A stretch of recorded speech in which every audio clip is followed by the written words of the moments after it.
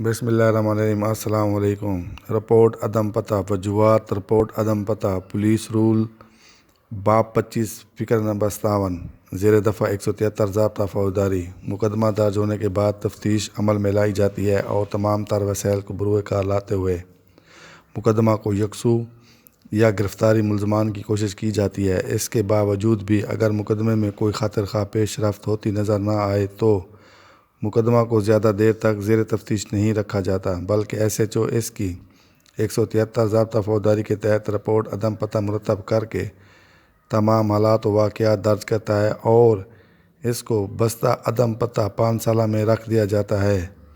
اگر کسی وقت مقدمے میں کوئی پیش رفت ہوتی نظر آئے تو دوبارہ تفتیش شروع کر کے مقدمہ کو یکسو کیا جاتا ہے۔